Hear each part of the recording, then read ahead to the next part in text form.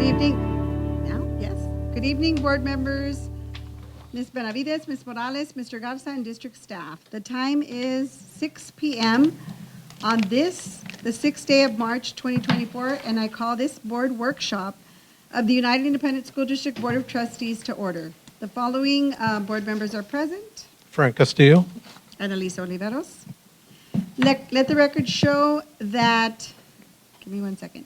Let the record show that this workshop has been duly called and that notice of this workshop has been posted in accordance with the Texas Open Meeting Act. There is currently not a quorum. So agenda item 2, if we can all please stand for the Pledge of Allegiance. I pledge allegiance To the flag of the United States of America and to the republic for which it stands, one nation, under God, indivisible, with liberty and justice for all. On the Texas flag, I pledge allegiance to thee, Texas, one state under God, one and indivisible.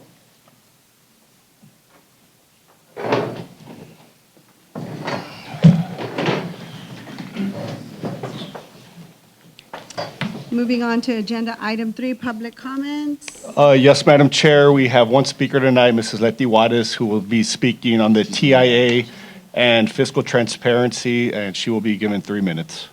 Ms. Juarez. Can I ask you questions in 3 minutes for both, or 3 minutes and 3 minutes? 3 minutes per speaker. It's up to the board's chair's discretion if she would like to give you additional time, but 3 minutes.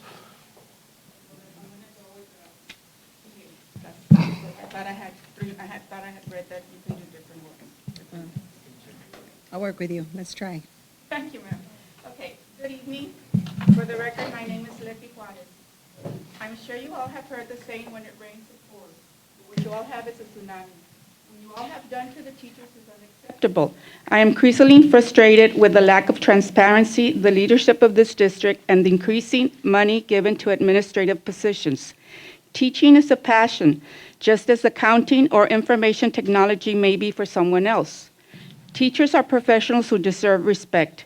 You need to appreciate, validate, and compensate teachers for their efforts, knowledge, and the work that they put into their profession. The truth is, money is important. We all need a paycheck. We all have families to support. The teachers, through their hard work, are the reason that the district receives high ratings from the state. Teachers buy pencils, paper, and other items with their own money for students that cannot afford these items.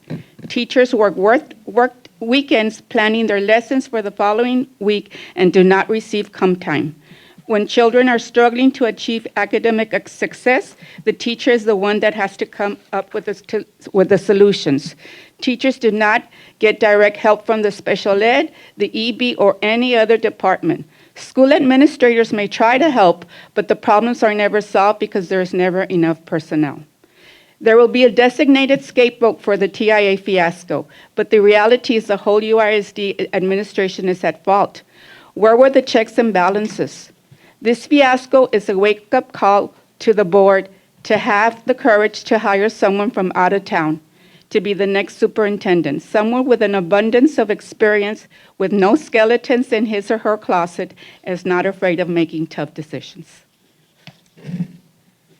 Okay, for the record, my name is Leti Juarez.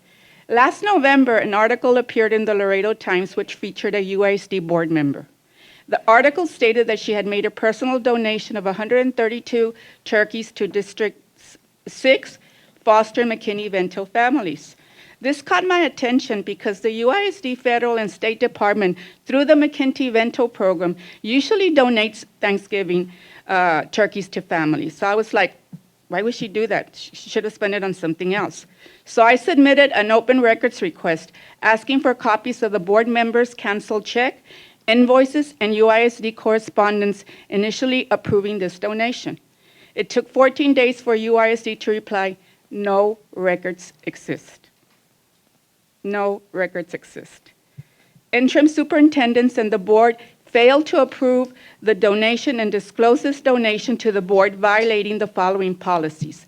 CDC, local, other revenues. The superintendent accepts donations on behalf of the district. Any donation that a donor requests to be used for a specific purpose, in this case, District 6, requires board approval. 3 minutes. I'll give you a moment. Additionally, interim superintendents violated DK local employee standards of conduct. Each district employee shall perform his or her duties in accordance with state and federal laws, district policy, and ethical standards. In spite of not having documentation for this donation, the interim superintendents approved media coverage, local newspaper, Facebook, UISD page, violating DH Educators Code of Ethics and Standards of Conduct, Standard 1.1 and Standard 1.7. Because no records exist, we can infer that the board member violated board members' BBF ethics local. I will be accountable to the public. I will tell the truth. I will consistently uphold all applicable laws, rules, and policies. District personnel failed to use sound judgment in carrying out their duties and violating DH employee standards of conduct that may result in disciplinary action. The district's administration and board members' conduct and failures to adhere to district policies continue to destroy the trust between the district and its taxpayers. Thank you very much. Thank you. Thank you. Any other public comment? No, ma'am. Okay, just for the record, there's two she's on the board, and for the record, that she was not me. Just for Yes. the record. I did specify the district, ma'am. Okay, thank you. All right, moving on to agenda item 4, informational items. 4A, elementary middle of year diagnostic, informative, and summative assessment rules. Yes, thank you. Can you hear me? Because I can't. Okay. Can you hear me? Yes, I can. Right, it doesn't seem Yes, like it's you on, can. okay. Yes. So, good evening, everyone. Members of the board, administrators in charge, and members of the audience. My name is Cindy Rodriguez. I'm the Executive Director for Elementary Ed, and I'm here to inform you of our assessment results for the middle of the year. I can do this, right? Did it work? Well, we're testing it, I guess not. Yeah, you need to go down the other way. Okay. My bad, sorry. There you go. There we go, I'm so sorry. Just making sure. So we begin with iReady. And iReady is an adaptive assessment that allows for the teacher to provide personalized instruction based on the diagnostic results that we get from iReady.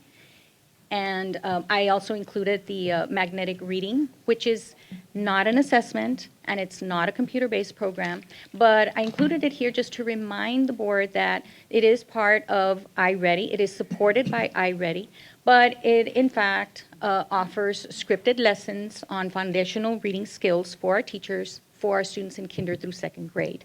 Okay? And then we have our checkpoints, which assess the different skill sets that have been taught every 6 weeks. And so tonight, you're going to be seeing checkpoint 4B. We have 6 checkpoints at the elementary level, but we're looking at checkpoint 4B because it is the assessment that took place at the end of the second 6 weeks, which we kind of look at middle of the year. So it's comparable to the data that you'll be seeing with the other assessments. For you to kind of gauge, the checkpoint was administered in November, the first week of November. Okay, and then we have our benchmarks. We have 2 benchmarks at the elementary. It does follow the STAR blueprint. We try to mimic the STAR test as best as possible. And I should have put here, instead of it's at the state performance levels, we take into consideration the state performance levels, but we do go by much higher standards. In other words, our cutoffs are much higher for obvious reasons, right? We'd rather be reporting to you worst case scenario right now and hopefully better news when we get our STAR scores, right? And so I included here the calendars from last year's assessments to this year, just so that you could kind of see the different dates and how that affects, right? Because we start off with the end in mind. If you look at the end of the year, what you see in red, you probably see it better in your screen, right? It has the STAR dates, and we are testing earlier this year. So then everything is put on fast forward, right? And so when we look at our benchmarks, especially benchmark 2, we did have to move it up. So I just wanted to make that known before you see our results, because the teachers this year, as opposed to last year, had only 2 weeks and a few days for instruction. But because we heard our principals loud and clear that they did not want to have benchmark 2 during the TELPAS testing window, so we had to move it up. But they also wanted to keep benchmark 2, because obviously they don't just use it for curriculum purposes, but also for testing protocols, right? To make sure that everything works out in benchmark 1, if there's anything that we need to change, whether it be procedural or even devices, even making sure that everything works. It's their practice. So we kept benchmark 2, but we did move it up. And so we start off with iReady. And you see here the scores for second, first, and kinder. As you go across, you can see at approaches, we are at 79% in second grade. And if you go across, you can see 39% at meets, 21% at masters. And what we want to see here is that we have some kind of alignment, right? That we're not way off in any of the grade levels. And you more or less see that here. You're looking at the same test. This is a diagnostic assessment. 89% approaches, 33% in meets, and 20% in masters for first grade. And then in kinder, we have 100% approaches, 56% meets, and 18% masters. And you can see that we're doing a little bit better, depending, right? Very comparable in math, 78% meets, 20%, 6% masters, 78% approaches in first grade, 17% meets, and 7% masters for first grade. And in kinder, 100%, 29%, and 14% masters. That was iReady. When we go into third grade, now we are comparing checkpoint 4B, as I explained at the beginning, benchmark 1 and benchmark 2. And we also look at the number tested to make sure that we're more or less aligned there as well. And you can see that at approaches, we're at 43% in the checkpoint under approaches, 10% for meets, and 4% of our students are at the master's level. When we look at benchmark 1, it's 52%, 14%, and 6%. And then you'll see how in benchmark 2, we have 50%, 12%, and 4%. And just to remind the board that, yes, we tested earlier, but also it is a more rigorous test than benchmark 1. We did have to include more items. This also serves as a practice for the teachers to see what items, how the items can be tested on STAR. Every time we offer a benchmark, we give the teachers a review before and then after, like to teach the test afterwards. And so it still ends up being a good resource for the teachers. And I think that that's why the principals felt like they wanted to keep the benchmark 2, even though we had to move it up significantly. And then we see iReady at 60% approaches, 35% at meets, and 19% at masters. And so when you look at it vertically, then you can kind of see that we are more or less aligned. Finally, then in math, we don't have a benchmark 2 for math because we are not. Excuse me, is the iReady the standard, the TEA standard that you need to? iReady is a diagnostic assessment, and it's just getting ready for the state test, right? Getting those readiness skills. So it's different from your checkpoint and benchmark, which are more aligned to the STAR test. But the reason that we're showing you this is so that we use iReady to gauge on individualized plans for our students and what skills need to be I covered. guess my question is, who prepares iReady? Where do you get that figure? Oh, okay. Mr. Castillo, that is It's a our what? district initiative. It's not state mandated, that's one of our initiatives Right. at the elementary. It's a So program. we produce that, we put that. No, it's a program that we purchased. Purchased. Yes, but it is not one that the state offers. The state approves it, but it's not one that they offer, like, and it's not an assessment like the STAR test. This is something that we are utilizing to help our teachers, to give them, and the magnetic reading program gives them lessons But that are that is the scripted. goal. Am I hearing you correctly? I'm sorry if I sound a little bit not No. understanding this. Is that what the goal is? The goal is to build literacy, to have diagnostics to help us see where our gaps are with our students as far as literacy is concerned in reading and in math. And magnetic reading is the actual program that is helping to provide these interventions, these lessons, the resources and the tools that the teachers need to provide the interventions for our students based on results from iReady. So it also shows where the student is reading, what level they're reading at, and where they can improve. Right, and it gives an individual plan for each student. And the beauty of it is that based on those results, then the teacher already has lessons that are already geared for that particular student based on the results for that student. So it all ties in, that's where they know where to work with the kids when it comes to small groups and whatnot. Well, it's individualized, is that correct? Right. It's individualized. Per student. Right. Yeah, and it's all automated. Yes? It's all automated. I think It's- what Mr. Castillo, and I know we're always speaking for Mr. Castillo, right? So I'm going to speak for Elisa. Okay, good. Maybe what we're doing, it seems like just a lot of testing for teachers. Yes. And I think it's overwhelming because you're doing iReady, you're doing benchmark, and then they have the actual testing to Elementary do. level. Right. So I think it's, go ahead, go ahead. I'd like to jump in on that one as well. that Yes. idea. So I think not only is it the testing, but it's the inability to have instruction. Because they're so busy testing and preparing for the test that there is no time to give instruction or go back and review for those who are falling behind. You're giving tests that maybe the teachers have not been able to cover certain subjects because of the inability to have instruction. And so that seems to be the disconnect somewhere, that the teachers at the elementary level have been Voicing. voicing. Well, we And have to been, contribute to that, we've had many conversations where, teachers at the elementary level, they're finding it very difficult to help the students because, like you said, it's not state mandated, right? However, it's a tool that we're using, and I get it, but it's not the only tool that we're using. the state does require us to have assessments for the lower grades, right? So that because we don't have a state assessment for the lower grades, right? We utilize it for all grades because we have students that are not on grade level, and this is a way that we have something for them.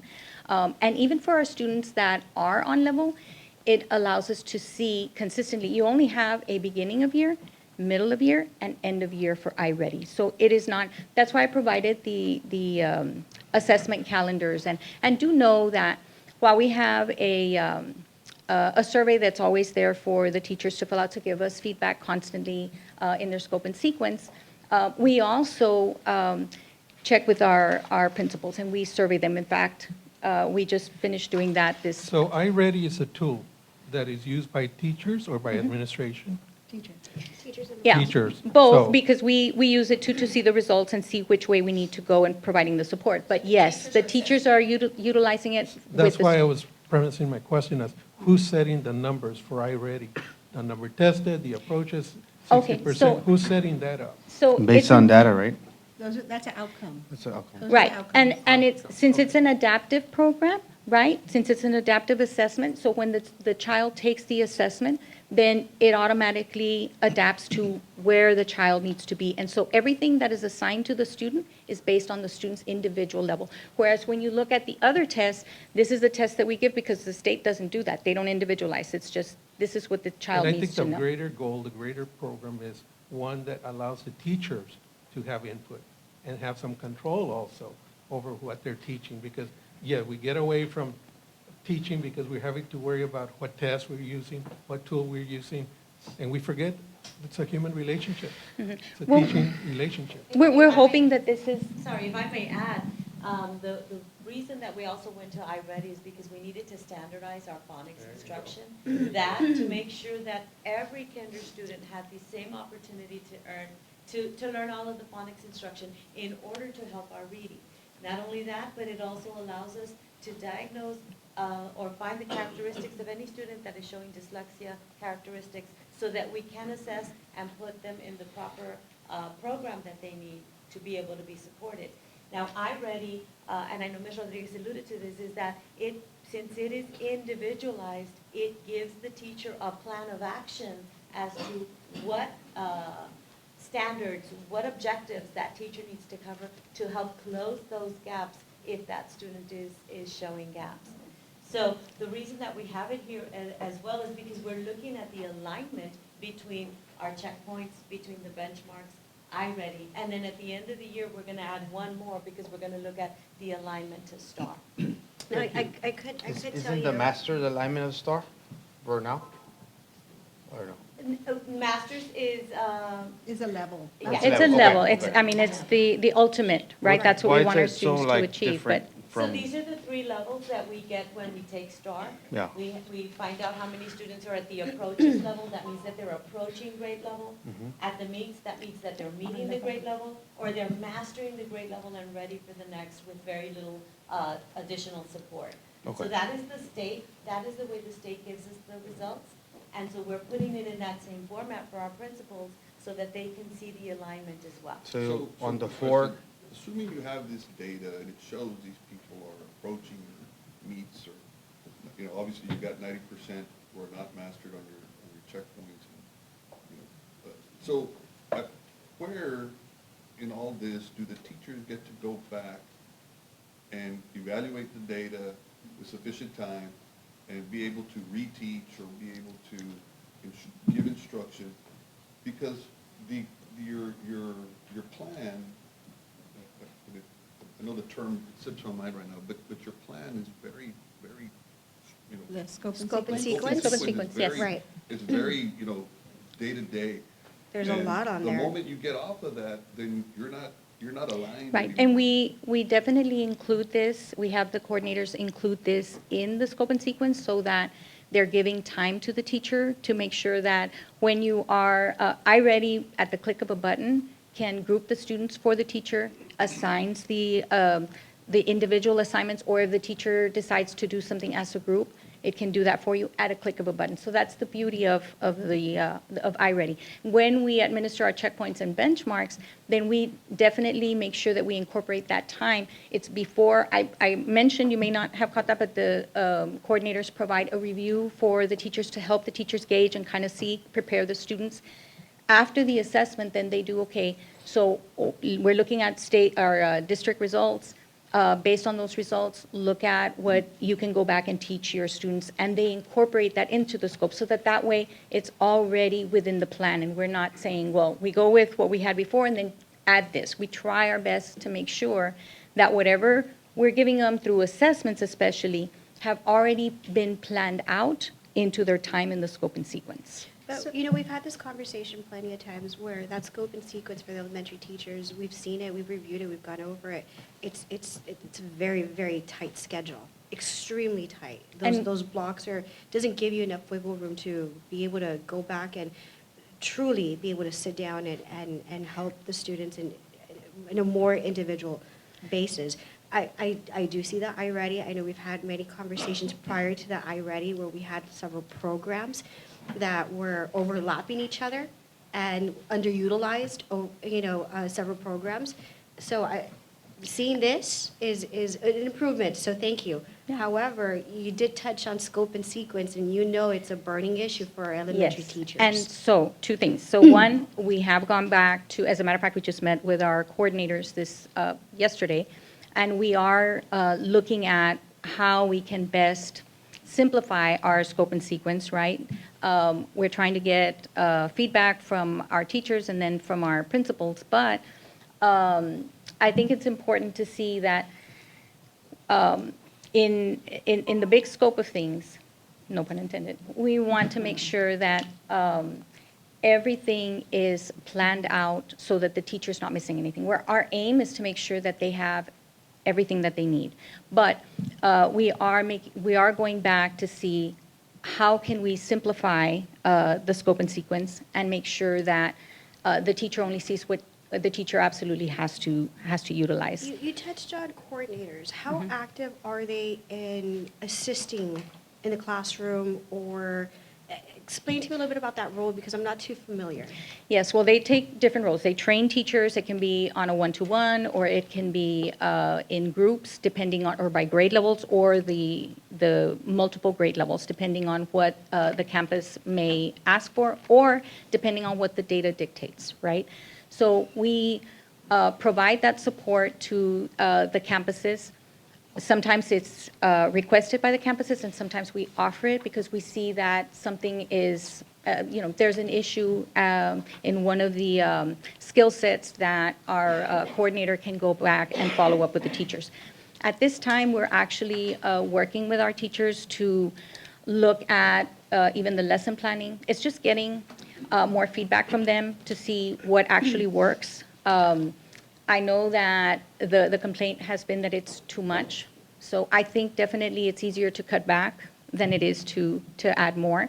And When you say honestly, too much, what do you mean by too much exactly? some of the teachers, well, like even some of the things that you brought to my attention earlier in the year, they felt like it was just too much to look at in the scope and sequence. And our aim is make sure that they're not missing anything, right? And some teachers, you have different levels, right? You have some teachers that are just going to follow what's there, and you have other teachers that would like to have more. And so we want to make sure that we offer enough for everyone.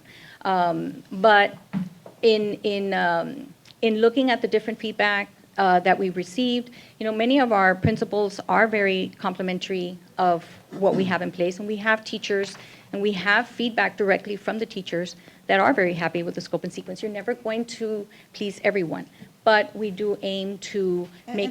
I hate to interrupt you, but that's what I was going to say. When it comes to any sort of documentation, it's always too much. And I trust that you all are doing what you have to do. And we have a lengthy agenda, and I think that's a discussion for another meeting. I think we're Yes. getting off agenda here. I do have a point before we go. Yes, yes, you may. Go ahead. And I have one too. Okay, go You ahead. touched a clear point on the simple. I think that's something that we need to help each other. Everybody teaches different, learns different, right? So I think that's where CNI comes in, and helps them with everything. All those programs are great, because I went to CNI recently, and I'm impressed with all the database, right? I think the morale is defeated in the teachers sometimes, and that's something that principals have to, work with. After, you have meetings, they have to go and pick up the morale of the teachers. And I think that's where we need to help a little bit more, also with the TIA thing that we're going to discuss. I think that's going to lead to that, because principals are there daily, and they get the support from the database and CNI, right? But the principal, the morale, I think, is a big thing. And then you simplify and just communication, I think.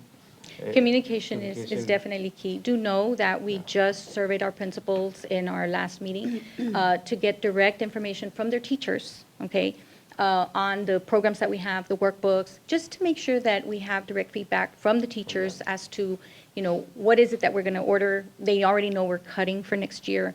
So we let them know, we need your feedback so that we make the right decision on what we keep and what we're going to discontinue for next year. Overall, I think you guys are doing good. I think we're going to work as a team, and I know we're going to get through this. I just know that we just need to support our teachers. And we're going to get through this. So. Definitely. Well, my That's what we're thought here for. is really, I think my question was answered when you used the term standard, which is the standard. I think at the beginning of the day, if you let everybody know what the standard is, people will respect that and understand it. The problem comes when you start changing the standard in the middle of school year. Teachers need to know that you're changing it, or what input are you using to change standards. And so I think at the end of the day, again, those are terms that I'm familiar with in management. And so everything I was hearing, I couldn't really follow you, what you were saying, but now I understand it. Standards are there for everybody, but we need to make sure that teachers know and understand that they have an ability to provide feedback, input. I think that's where we also want to communicate, and I hear people saying that we need to communicate. Well, that's for me as a board member. Looking at things, we need to make sure we're talking the same language. That's the common denominator, communication. Yes. Thank you. Or is there more? It's just the score. No, and it really is just to show, and I'll just go through it very quickly, just so that you can see that we're not way off in any of them. That was the point, and that we feel that our iReady program is being very effective. We have gotten good feedback from the teachers. Well, You've you done said well, man. A Thank you. diagnostic tool is required. That's the one you picked. Yes. Teachers Right. seem to like it. It's individualized, which is awesome for the teacher. So I think we got a little off topic. I apologize for that, but I'm going to do my best to keep us on agenda. No.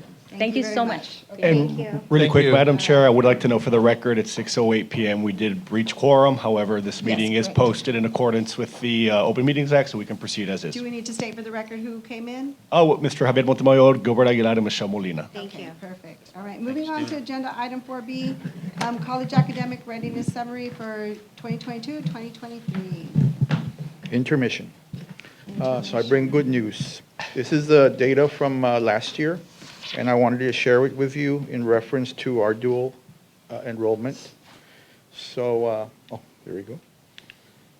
Let's see. Oh, nope. Ah, there you go. Okay.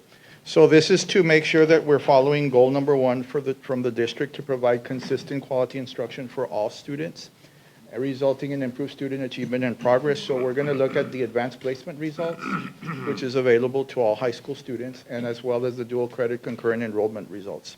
So first off, I wanted to share with you the AP results because we normally get them in July, but most of the data from College Board doesn't come to us till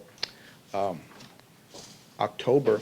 So I just wanted to point out to you that this past year, 1,125 students took AP exams, more than one, some of them. And out of those, 716 were able to get a 3 or better on an exam.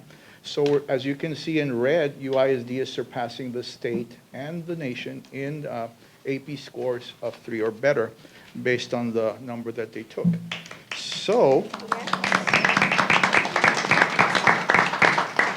what that means is that they can use these scores to get additional credit from college. And this is a big help to the parents as well as to the taxpayers in reference of monetary value because of the college credit hours that they have earned. Also, I wanted to remind you that in December, we recognized the AP Scholars. And this year, we had 134 compared to last year, we only had 95. And these are students that have gathered scores of 3 or better and average scores. And they get 3 different types of distinction: AP Scholar with Honor, AP Scholar with Distinction, and this year we had an AP Scholar International. So it's a student that pretty much got it at the international level as well.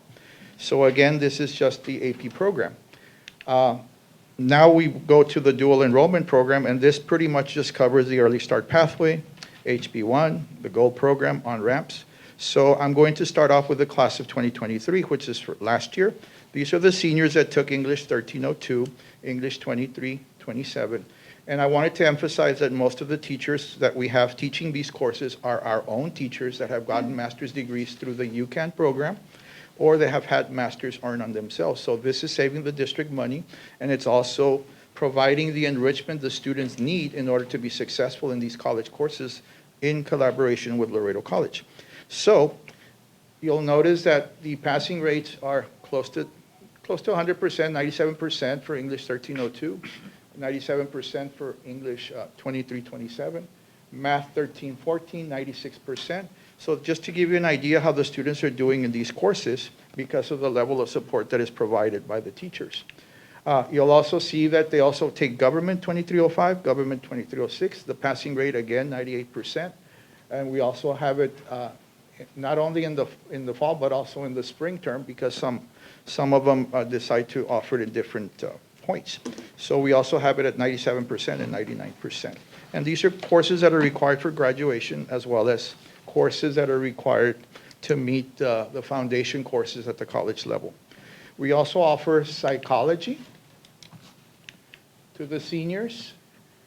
Psychology 2301, Psychology 2314, 97% percentage. And you'll notice that in the spring, it's also at that level. Now, we also offer biology because some campuses decide to offer biology instead of psychology. So we also notice that they're also close to the 90%, 100% for the lab, and this is specifically at United South High School. And we tend to offer these courses because sometimes we don't have teachers that are credentialed in that area, and LC sometimes don't have the faculty, so we tend to offer courses that we have instructors for. For the juniors, we have History 1302, 96% passing rate, and we also offer them English 1301, 91% passing rate. Now, remember that in addition to these courses that we offer during the school year, they also have the Summer College Academy, but that's a different presentation. The sophomores take 1301 in the spring and 92% passing rate. And the freshmen take either Computer Science 1301 or Arts 1301, and you'll notice the passing rate is also close to that. We only count C's or better, even though D is passing, we don't count the DS in terms of the passing rate in these numbers. Now, the good part about this is that we offered over 4,147 courses last year, in reference to the students taking these courses. So 4,147 students took all these different courses, which translates into 12,440 college credit hours, which saved the district, the taxpayer, the parent, the student, not only time, but money close to $1.1 million. So just to give you an idea on that. We also offer the GO program, which is an online procedure that we have in place at each campus where the students decide to take whatever courses they like. The ones in green are for dual credit. The ones that are not in green are for concurrent credit, only college credit. And you'll notice that they do take advantage of this program as well for juniors and seniors. About 288 took it this past year. We had a total of 864 credit hours that were earned because of that, saving the taxpayers as well as the student and their parents $77,760. And finally, we have the On-Ramps program, where we have a total of 95 students this past year taking Pre-Cal, Algebra 2, Art and Entertainment Technology through the guidance of UT Austin. So the instructor of record is a UT Austin professor. So I'm happy to report that because of the students that took these courses, 90% of them opted to get college credit. So saving the taxpayer, the students, the parents, $67,355. So for the record, I'm Mayro Rosales, Director of Advanced Academics. I got ahead of myself because I wanted to make sure that you hear all the information. This But is a great presentation. A lot of savings, Great so. information. Thank Very you good. so much.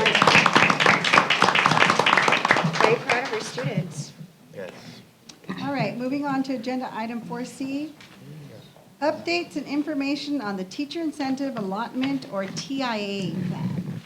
Before we begin the presentation, Yes, ma'am. I'd like to say, first of all, that when we got this news a couple of weeks ago, and I know that, we've shared this information, we've met with teachers, and we're going to share a timeline and some additional information of, how we got here and what we're doing currently and what our plan is moving forward.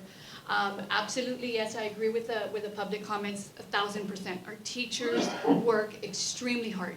Yes, they do, and they deserve all the compensation, all the credit. They're the reason that we're an A-rated school district, 100%. And so, are we disappointed? Yes, we are, extremely disappointed. It's unfortunate that at this point, when we first applied for TIA, and many of us in this room were on the committees in 2020, when we were just deciding as a school district if we wanted to do this, because it's not required. We initially went with, we were going with 5 components at the very beginning, went down to three components that we were going to put in our application. First application that was submitted was 2021. We find out 2 years later, almost 2 years. So from April 2021, we didn't find out until February 2023, that was last year, that application had been validated, because there's a full year of data capture. So we didn't change anything. We saw some deficiencies in T-tests. The C&I department worked with principals to correct that and to improve that. So we didn't change anything from the April 2021 application to the April 2022 application. So I just want to make sure that we understand that this news that we got a couple of weeks ago is from the 2022 application, okay? 2022 application, data capture year was 22-23, which was last year. So unfortunately, we can't go back and change anything. We thought we got validated the first year, saw deficiencies, we worked on it, didn't make any changes. We were expecting to get validated again, like we did it the first time. It's unfortunate, we're disappointed, we failed, we could have communicated better. I agree with you all. There should have been better communication, more alignment, speaking the same language. We've uncovered a lot of those deficiencies now, and we're working to correct them. So I just wanted to make sure that we knew and understood that unfortunately this process from application to the time that we get the news, it takes almost 2 years. So it's very difficult to go back and change it at this point, but we're seeing, and as much as we try to find out what other school districts are doing, there's school districts that are only doing a grade level, some school districts that are only doing 1 grade level, some school districts that are only doing a middle school or high school, yes, tested areas. And in our case, we want to do as much as we can, so we're doing elementary, middle, and high. We've uncovered things that we know for sure that we can do whatever we can at this point until we finish capturing data, again, from the last application, so that we don't fail. Because we want to compensate. I our thank you teachers. for that ownership and, you know, taking responsibility for our actions. But if there's one thing that we're guilty of, and I think you can agree with me, it's that we set our own bar too high. Absolutely. We set our bar high. Absolutely. And you cannot compare apples to oranges with other school districts because we chose to set our bar high. Correct.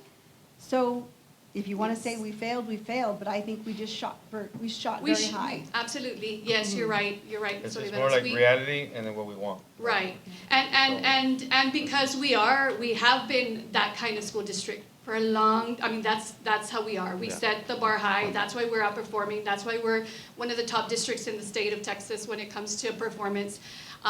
But, you know, we don't want that to be the reason that our teachers are not being compensated. So if we have to make changes, then we're all for it. And I thank you, and I thank you for saying that.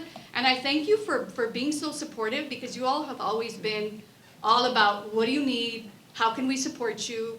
How can we support our teachers? Because you all are always also at the forefront of what can we do better? How can we better support our teachers? But I do agree with the comments that yes, that our teachers deserve this. And so now we want to share with you how we got here, what we've been doing the last couple of weeks since we found out, and what we're doing moving forward. Here's our plan. I'll refrain my comments until after. I was going to say something, though. I agree, you know, we set the bar high, but, excuse me, I also wonder, you know, if TEA changed again, the rules in the middle of the game, and why we were not there to pick it up. What happened where we did not become aware that they had changed the rule. They don't tell you. So They don't tell that's, you. They don't I tell understand, but I'm just saying, maybe that could have helped. And it's unfortunate, it would have, Mr. Castillo, if we had had the time, and like I said, and I want to be very clear about the timeline, because it makes it very difficult. Again, this application, we just found out February 2024 that we didn't get validated. This application was submitted April 2022. So, I mean, some people I weren't just- even on the board at that time. Correct. So, yeah, that's how correct. old it is. That's how old this application was, you know? And when we look at, again, we didn't change anything, we got validated the first time, so we're like, okay, we're good, we got validated, we saw some deficiencies, worked on that. We're definitely not expecting this, you know, but we looked at some things. We'll just do some order, so, well, go ahead, Mr. Montemayor. Well, look, I've been vocal about this program since day one. In fact, you know, I wasn't shared across the district, and it was an incentive to retain teachers in the South and to, look, I just think, Ms. Les, I'll be honest with you, I just think this is completely unacceptable in my book. Oh, I agree. You know, we've got execs being blamed for, you know, for not foreseeing this. We've got blame going all over the place, except this came strictly from your department. You set that bar, you organized that committee. The rules and the parameters were set by the CNI. And, you know, it seems that perhaps you knew what was going on, but it wasn't out there. Nobody else knew what was going on. Your principals certainly aren't to blame. They weren't trained. There's a manual that existed, but apparently there's no follow-up on that. Look, and perhaps, you know, it may not affect CNI department people as much as it affects the teachers. You know, y'all are the higher echelon of the salaried employees here and contract employees. Teachers aren't, and they're looking for any incentive that can help that can help them. And I just think that the lack of foresight here, the lack of responsibility is, in my book, unacceptable.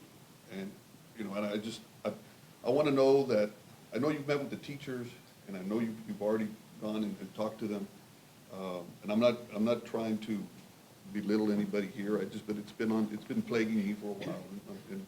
And the teachers have spoken, and I've talked to many of them, and this can't happen. This cannot happen, and a lot of teachers are going to miss out on thousands of dollars.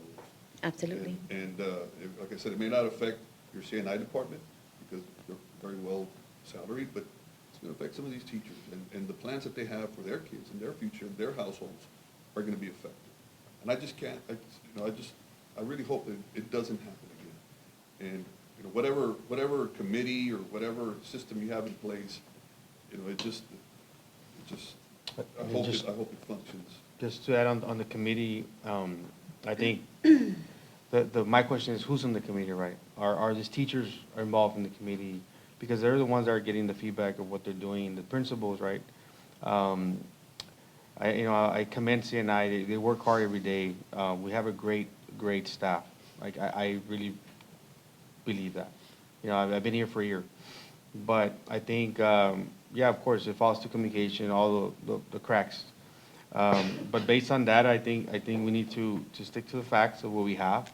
The reality of if we're at 75%, we cannot ask them to be at 90, because it's going to bring us down. In this particular program, I think. The components you mentioned, there's several.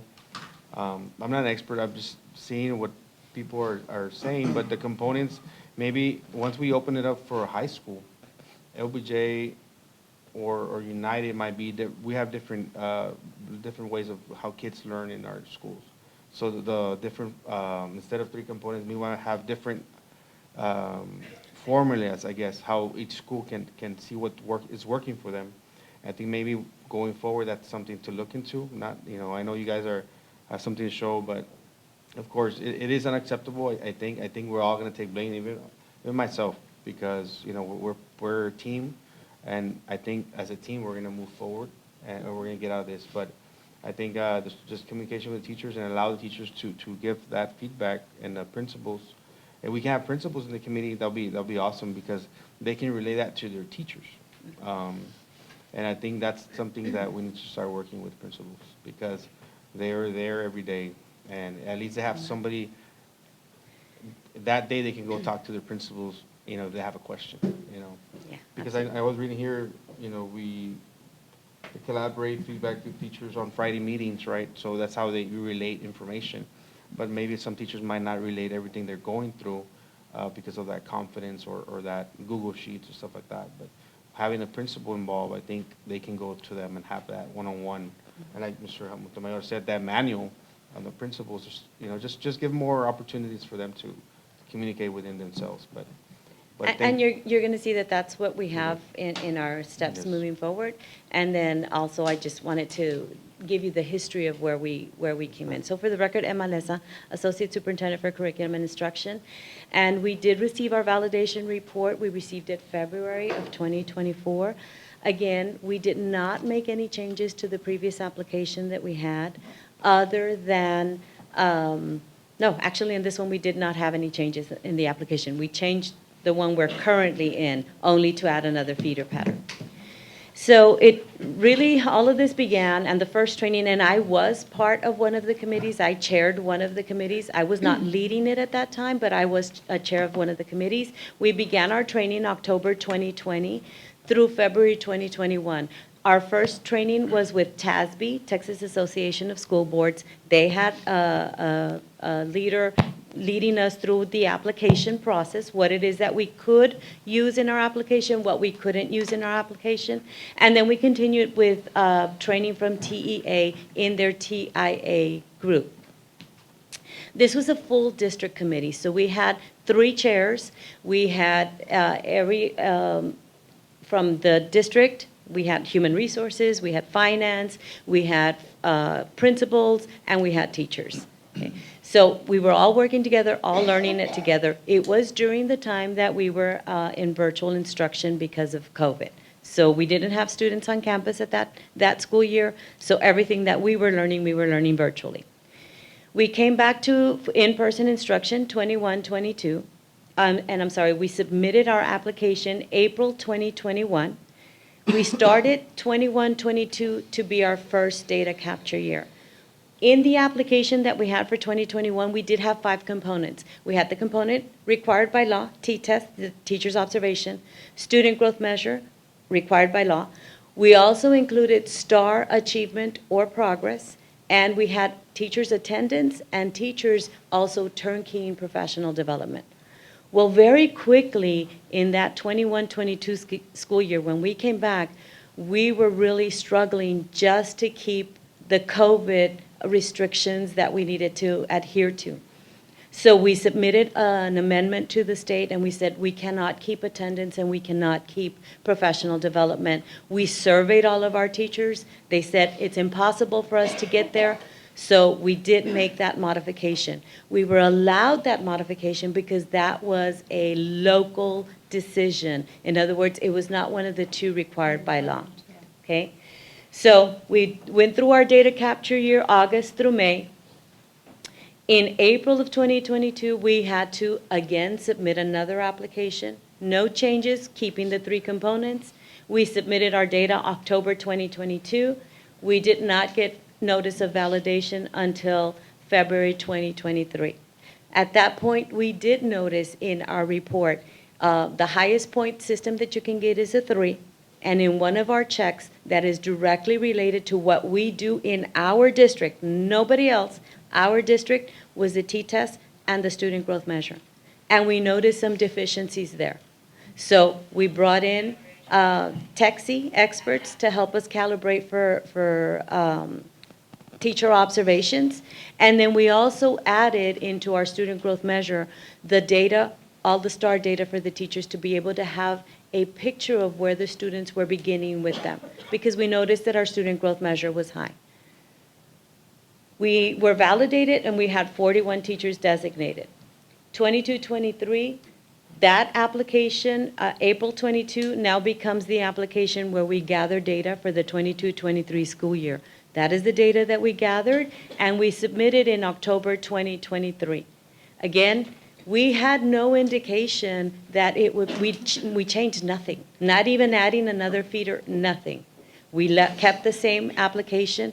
We did address the T-test calibrations, and we did address the student growth measure information. So it was a huge surprise to us that we were not validated. Now, the weights did change. In the first validation process, our highest point value was a 78. In this validation process, it became a 96. So it was higher. So even though our overall score was higher this past year, from a 39.0 to a 39.81, we were not validated because our denominator, our total points were different, therefore our percentage was lower. So right there, if I may, to understand this, because we did so well, we had to do even better to get those points, because am I correct in thinking that way? Well, what the point system, the point value system, the most that you can earn for every check is 3. That did not change. But what the state did change was the first check, it had a point system. The maximum number of points that you could get was 6. So whatever you got times 6, that would be the point system that you got. This past year, they changed that 6 to a 10. And the issue that we are seeing in our application this year is that before we scored a 2.0 in T-test and student growth measure, the correlation between both. This year, our score was a 1.07. We changed nothing. We gathered our data and we submitted. So our data obviously was looked at with different parameters. Those parameters, we're working now with somebody to explain what those changes were, because we were not preview to those changes. Okay? So we're looking at now, it's important to note that those 41 initial continue getting their designation, continue getting their payout, because once you're designated for 5 years. So they will get their. Those in original 41 will continue. Okay. And now Ms. Gomez is going to take us through what we're finding, how we're addressing it, and what we're doing moving forward. The only thing I do want to say is that we have a very short timeline to make an impact on any changes that we need to have, because our data capture closes May of 2024. Okay. Ms. Gomez. Good evening, board members. For the record, I am Clotilde Gámez, and I am the Director for the Continuous Improvement Department. Okay, this next slide is our current TIA timeline. And as you can see, this is exactly where we're at right now. We're looking at past February. So we stand between April, March, and May to finish capturing our data for this 23-24 school year. Now, this captured data timeline is for the LBJ feeder pattern and also for the United South High School feeder pattern. So our timeline, really our timeframe from here to then, May 2024, is very short. And once we close out the year and we capture this data, it is not going to be submitted for validation until October of 2024, when we open the new school year. So the timeline continues. This is the cycle that we've been talking about, or that they've been talking about, capturing the data, submitting the data, and then getting our validation results. So once we submit our data in May of 2024, in October, we will be receiving those validation results next February on 2025. And this is a timeline that's provided to us from TEA. So that So means again, if- that's almost 2 if- years. If they get validated, that means it's gonna be the 24-25 school year. We will get the results then. Get- Right. Correct. So this application was submitted April 2023. This year has been the data capture year. We find out February 2025. So again, these few months until we close in May, now that we saw what happened this year with the 2022 application, that these are the changes that we're trying to make.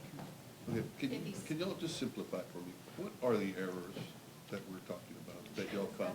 Yes, and I'm going to go through it, and I'll show you a graph that really just, it depicts exactly what our challenge is. So as I go through the next slides, I'm going to be able to put that in, in perspective, and what it is that we're working on very closely, diligently to address and take next steps before we submit our application, which is due actually April 15th of this coming month, for the next school year. You said LBJ and United South. There'll be more LBJ. teachers now, right? Yes, Yes. So yes. 254 to almost 500. 487 teachers, correct. Okay. So that'll work.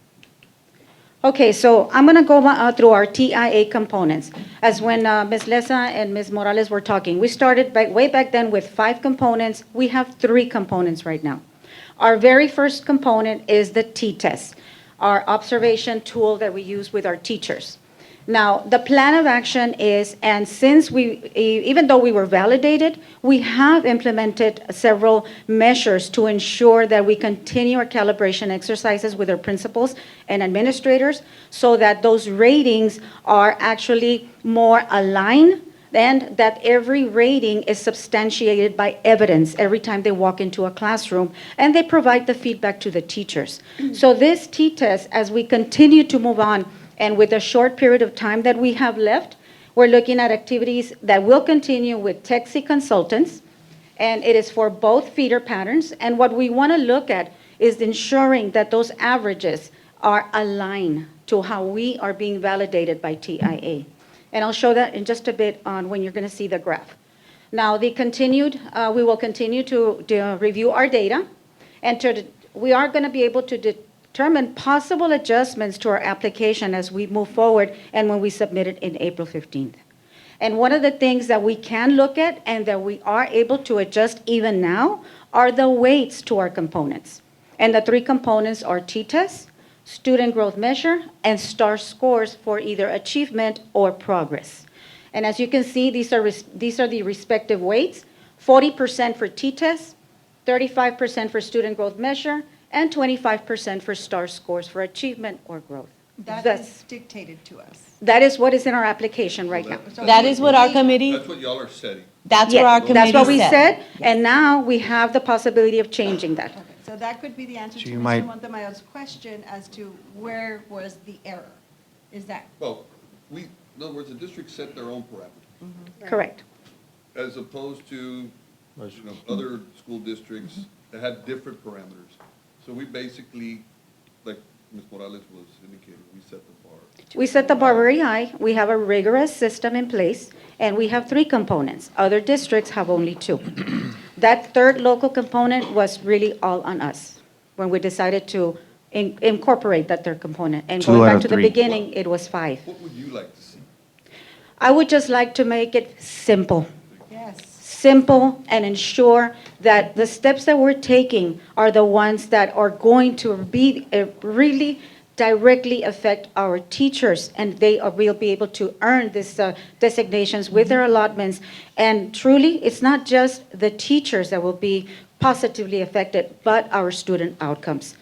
Because this is exactly what this TIA program is about. It is about highly effective teaching, but highly effective learning. And definitely, that is what we want for our teachers. Our teachers deserve it. Yeah, because, I mean, I think one of the board members mentioned, this is very complicated. I mean, even just your explaining it to us is very complicated. I agree, simplifying it. Yes. And I think we shot ourselves in the foot. That's what we did. We did this to ourselves. It's, again, quite complicated, but we can simplify. And, we have learned, it's been a very tough experience, seeing our teachers, hearing our teachers, but our job is to make sure that we fix this. And I know that together with everyone at CNI, we hold shared responsibility for where we are now, and we hold shared responsibility for where we're going. And communication, Mr. Aguilar, definitely is the key. Yes, ma'am. Then we will make sure that that is in different modes of communication, but that we do make everyone very, very much aware of our program, very much aware of our new application that we're going to be submitting, and that we can all come together knowing that in moving forward, it will be for the benefit of our teachers. I just have two things. Yes, sir. One is, I appreciate that you're probably the first one here that's actually accepted responsibility for any of this. Number two, but the communication of those expectations is something that is key here. 'Cause I think that's where there's a hole that the campuses were not communicated what the expectations were. They didn't know that how they were operating on their student growth measures was going to get us not validated. And so I hope that we can keep it simple, like Trustee Aguilar. And we've done our analysis, Mr. Montemayor, very deep analysis, very deep research. We have been comparing other districts, what they have done from the very beginning, from when I joined the team, because it was something new to me as well. I was coming from the campus, but it's something that I knew was for everyone at one point or another. And again, we wanted to make sure that we were able to bring to the table something that would be feasible, and again, wanting to make sure that we don't miss the point. You can agree and say that the STAR test is something the teachers can guide from, see where the students there really are. Absolutely, Instead sir. of And I'd like saying to that, show you telling us. I wanted to telling bring us. up the idea that this is always, and the way I always express myself, I never criticize, but I do critique. I always believe that is useful for anybody, including myself, to critique each other. What I see, though, is, again, that we have your presentation, and Ms. Les, I appreciate also you explaining it to me in simple terms. And again, we have different languages at times. But I would tell you this much, standard, it means a lot to me. This is a standard we have, this is a standard we want to have. But I do want to remind everybody, at least at the end of the day, teachers are not to blame for this. Right. Teachers Absolutely are not. not to No. blame for this. No. And so you in the leadership positions should be vocalizing that, so they don't get down anymore. We take full accountability, Yes. and every single one of us at CNI, every single department is connected Yes. in order to make this TIA program successful. Wonderful. So full accountability, full responsibility is on us. Thank you. And I want to say, I think even administration did, Ms. Rebecca Morales opened up with apologizing and accepting responsibility.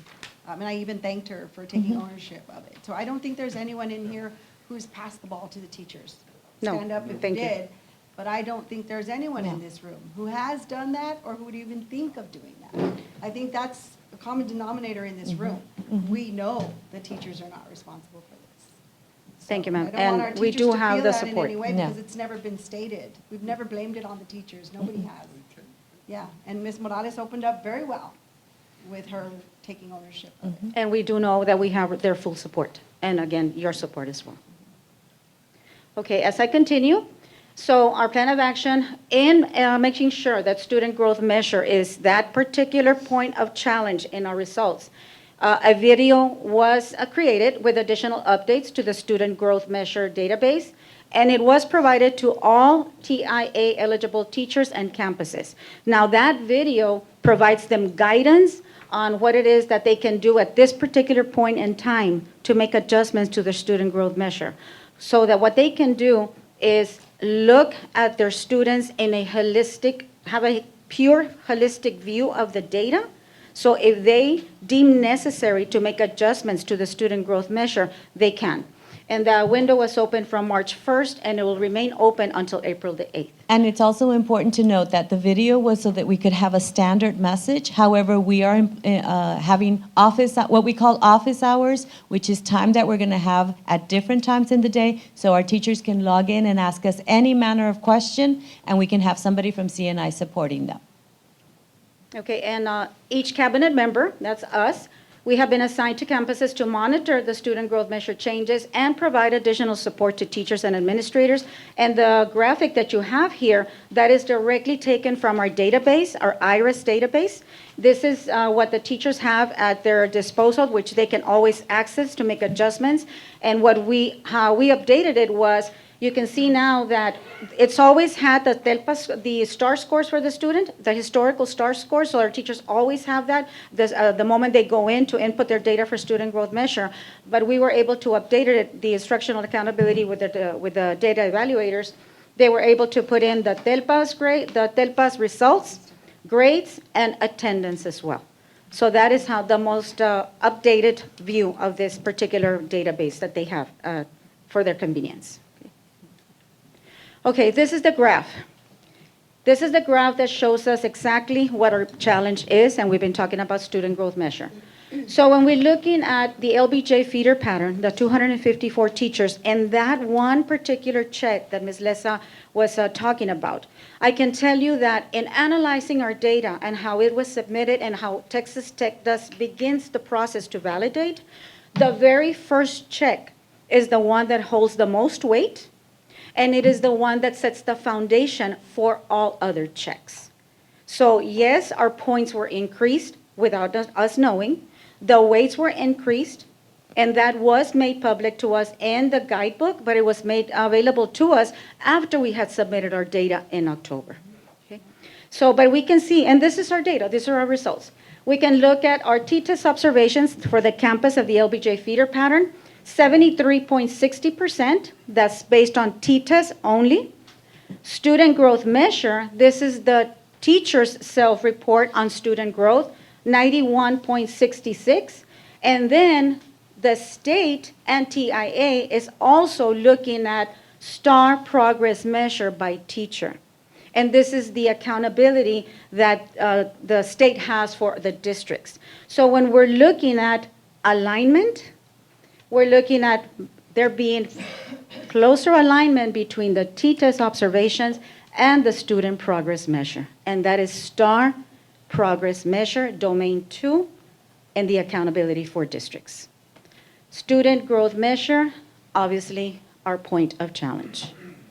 But we have made improvements in the alignment between T-test and the state student progress measure, as we can see because of our data results, but we continue to work on student growth measure.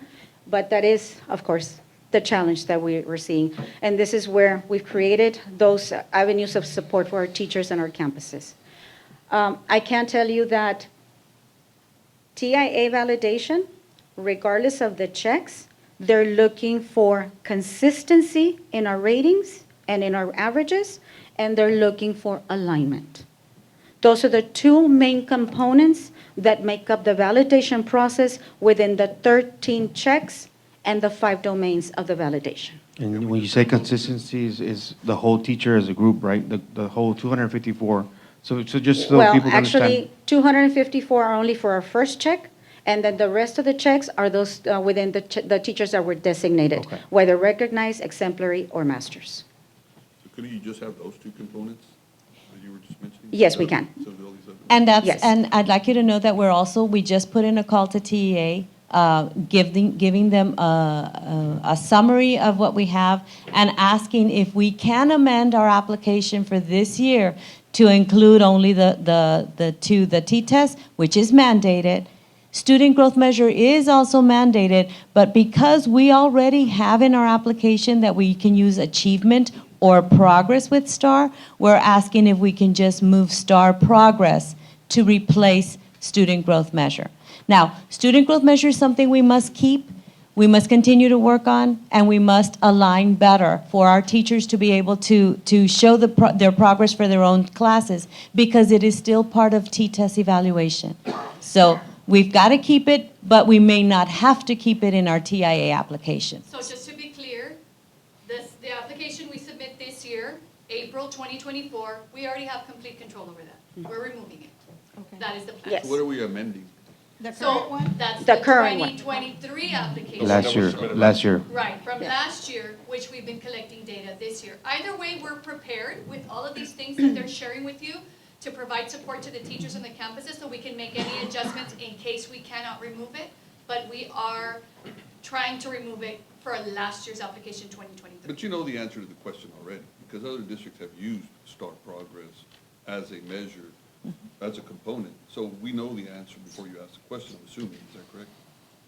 No, the answer to be able to amend, we don't know. Well, you don't know if you can amend or not, but you know that STAR Progress is The right way a to valid. For April, Yes. that is what we're This year, considering, yes. So in our application in April, that would be the way to go. Going forward. That would be the safest way to go because we're using state standards and we're using state accountability.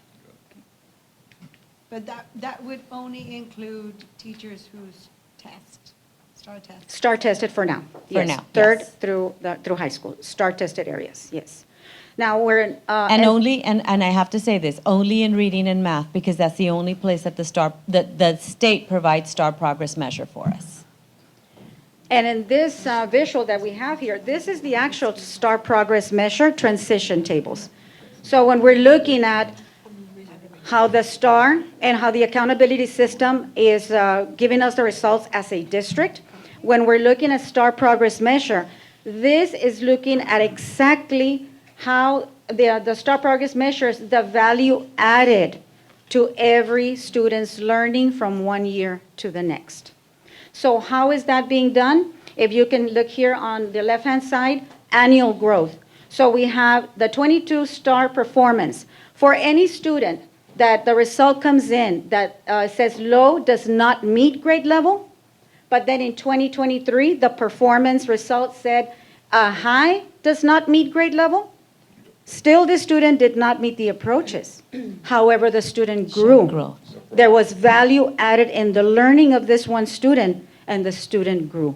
This is transition tables. This is student progress measure that's being used for TIA in some districts.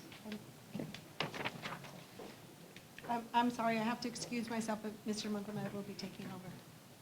Thank you very Thank much, you. Ms. Alvarez.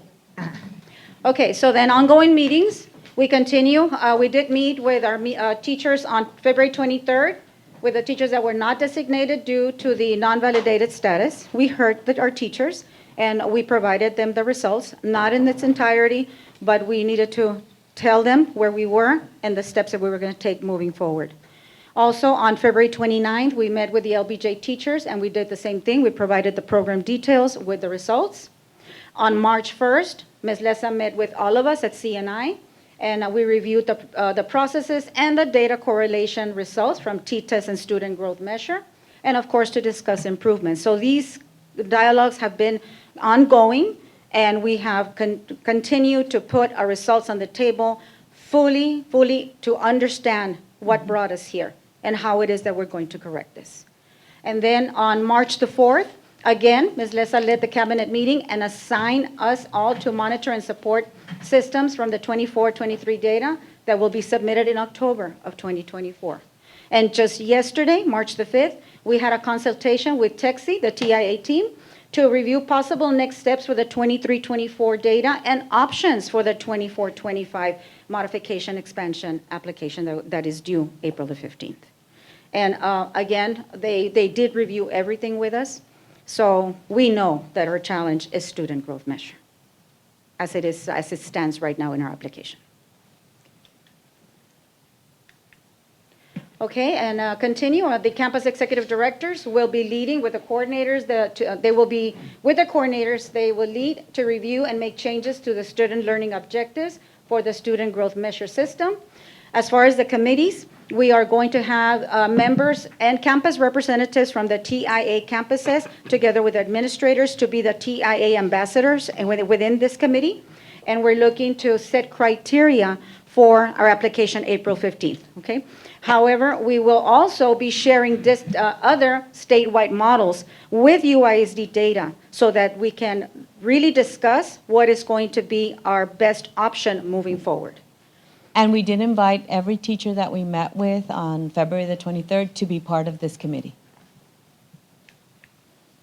I'm sorry, and of course, we will be providing communication, where we are, what is it that we're doing, and what is it that we're going to be deciding in moving forward, because we do have to meet the hard deadline of April the 15th. Is Okay. this electronically submitted or? Yes, a hard yes, it is. copy? Yes. Here are some resources for you that we made available to all our teachers and our campuses. These are the TIA UISD resources, which include our manual, our website, the validation report in its entirety, the TIA updates and video with PowerPoint that was provided to our teachers and administrators, and also the TIA resources for you to see at your leisure. This is the district support. This is all of us at Curriculum and Instruction. As far as myself, I am the Continuous Improvement Director. I do oversee the TIA program and the submission of it. And I do that together with Mr. Martin Garcia, who is our TIA data evaluator, and all of us are there. Again, I stand before you to thank you for your support, and thank you for allowing us to move forward and to be here with you tonight. And if you have any questions, please I want to feel free. thank you guys for the effort is and moving fast on it to be ready for this coming up. I know we're all upset or bothered by this, right? But I know, like I keep saying, we're going to move through it. We're going to, I can see the majority of all the coordinators, so that shows the support behind the department. And I know that next year, we're going to have better results. But the fact that the effort, how you're moving quick to find, what went wrong, or not what went wrong, just the changes. Next year the state might do another change. We have to be ready for all that. So I think the Again. STAR is what we're going to, I think that's the missing point, the STAR. And hopefully we can get amended on that application. And I think Correct. we're looking very good moving forward, so I And want to we'll thank everybody. continue working diligently on that. I just wanted to, Reserving my comments, I wanted to see your presentation.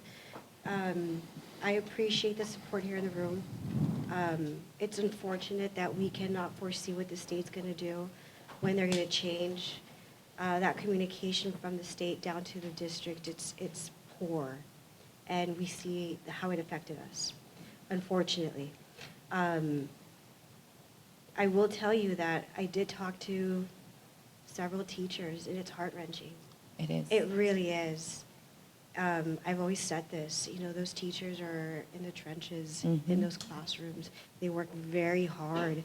They go above and beyond.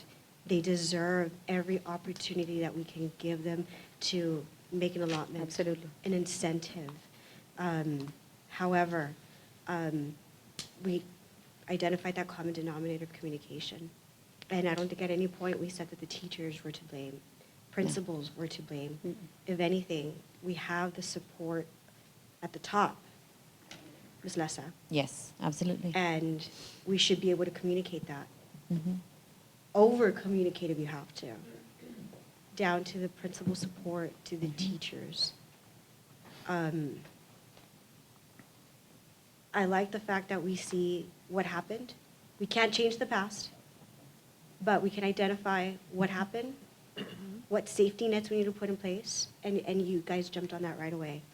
And I don't foresee this being another issue again, not with everything that you're putting into place. So it brings a sense of security to our teachers. I'm sure it does, to know that we're putting all these measures into place. But it's just, I will emphasize it again, I even feel like we failed our teachers. Oh, absolutely. I feel Yes. it. Those conversations, that's their livelihood for the next 5 years. Teachers know who is going to receive it. Teachers know, where they know Yes. they know how good they are in the classroom. Yes, they do. Yes, they do. So I'm just going to leave that there. Thank you, Ms. Bonilla. Yes. Again, if you have any questions, please feel free to reach out to me. Thank you. I do want to make a quick comment. The minute we found out about this circumstance, Ms. Les and her team, we mobilized pretty quickly with everybody and appreciate all the work that they did. We felt it was important that we got to visit with those teachers personally. They had to face us. We needed to face them and give them the news directly. This is not something you send by email or you communicate by any other way, but to stand before them and let them know where we messed up, where we failed. And so we're committed. We're committed to you all. We're committed to our teachers and our staff that we're going to make sure that this doesn't happen again. Thank you. Okay. Thank you, everyone, for your presentation. Thank you all. Agenda item number 5, monthly disbursements. Good evening, Mr. Montemaro, Board of Trustees, and members of the audience. The Division of Finance presented you with the disbursements for the month of February. I don't know if at this point you have any questions. Thank Any you. questions? No questions, sir. Thank you. Agenda item 5B, property tax refunds for the month of February 2024. Good evening, board members, administration, members of the audience. We bring to you the property tax refund for the month of February. We have a $7,907.73 to us over payments to be refunded out. There is no loss of revenue to the district. These accounts are all paid in full. Do you have any questions? Thank you, ma'am. Thank you. Thank you. Agenda item D, missed instructional day waiver for Lamar Bruni Vergara Middle and Veterans Memorial Elementary for February 6, 2024. Hello. Ms. Martinez. Hello, good afternoon, board members, administrators in charge, and members of the audience. For the record, my name is Thelma Martinez. I am the Director of Admissions, Attendance, Planning, and Dropout Recovery. I bring before you this afternoon 2 items for your consideration. I'm going to be covering C and D. They're both for missed instructional days.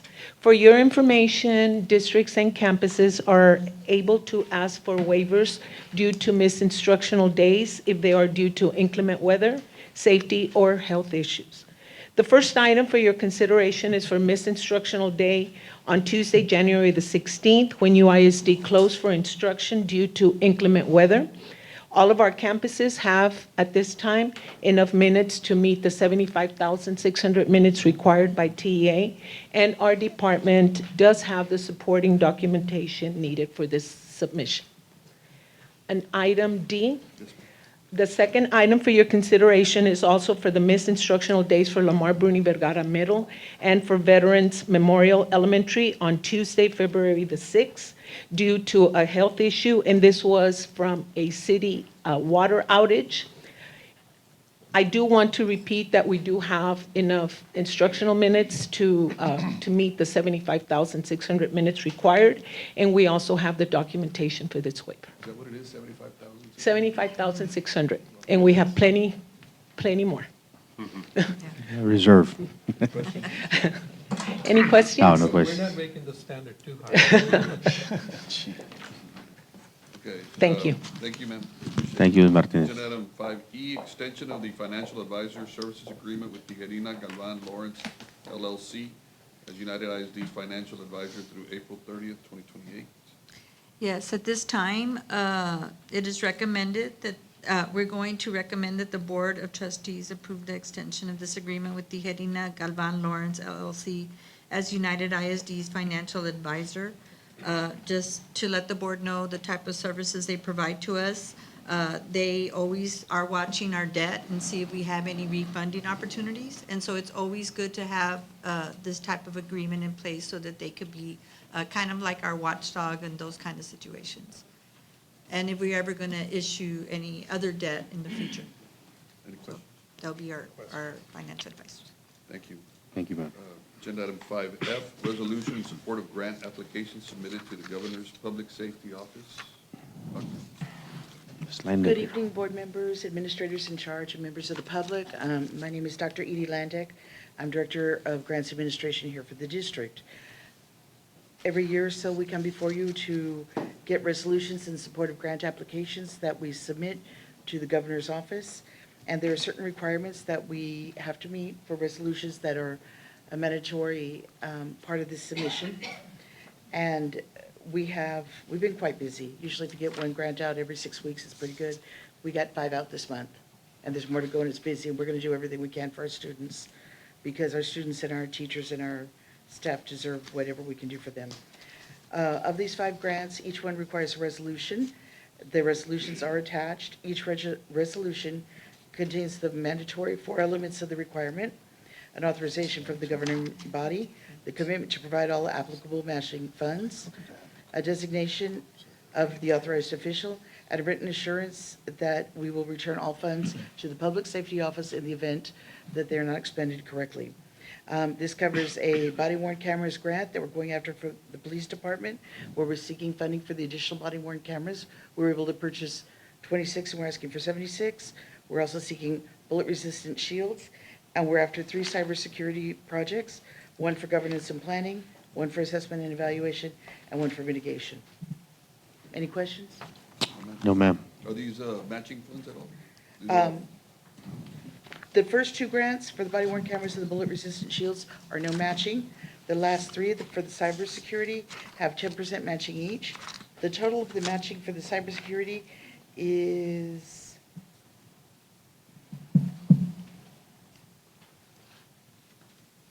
about $43,500, and the total overall for those projects is $435,000.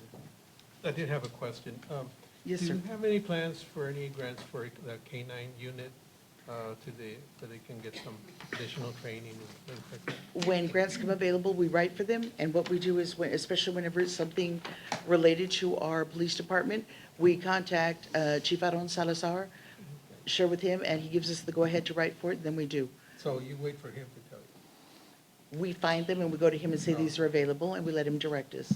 But I'm If especially I may, interested Mr. in- Castillo, sometimes we get the information first, so that's when we contact the police department. But sometimes they get the information first and then they contact us. So it depends on who gets the information first, but we move forward together. And the chief has been here long enough, so every year they come out. So I know they're aware, just working together. I think they do a pretty good job of that. It's just, applying quick, because everybody's applying and everybody wants the money.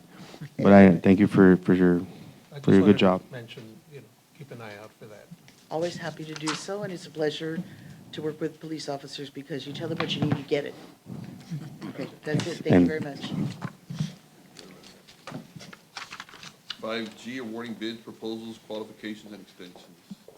Good evening, Cordy Jackson for the record. Tonight, we only have 2 renewals for your consideration, and they're both for professional services. One is for geotechnical engineering services, and the other one is for environmental asbestos testing. No questions. Thank you. ma'am. Oh, sorry. 5H, employment contracts, addendums, letters of assurance for 2024, 2025 school work year. Good evening, board members and the members of the audience. My name is David Canales, Associate Superintendent for Human Resources. It's that time again in preparation for next year's contracts. We are asking for consideration for your approval for the contracts, addendums, and letter of assurance for employees for next year. Just note that our attorneys did review them to check the language, if there's any additions that we needed to change, and this is what they're providing us for this coming year. Really quickly, there was no substantive changes, and we're only talking about the forms themselves, not the actual list of employees. Okay. Thank you. No, thank you. Thank you, Mr. Canales. 5I, resolution approving an expenditure of funds for an interlocal memorandum of understanding with Laredo College to create employment opportunities for future USD bus drivers. Yes, sir. Mr. Matamud, Mr. Castillo, and Mr. Aguilar, just for informational purposes, or it's going to be action for our regular board meeting, we've looked at a collaboration effort between us and Laredo Community College to be able to provide tuition-based assistance for individuals that are willing to commit to our school district to become drivers for us long-term. At least there'll be a short-term commitment with them if we do enter into some type of tuition program with them. We're also looking at providing a school bus so that they can provide that training directly to those students. And then hopefully we'll be able to gather some additional drivers that are much needed in our school system. So this is a program that we're trying to do in collaboration with Laredo. So that's both I and J then. Correct. They're tied together, Mr. Montemayor. The purpose of the resolution would be the authorization of the expenditure of the funds for the tuition of the LC students to obtain their CDLs. And then item J is the actual memorandum itself.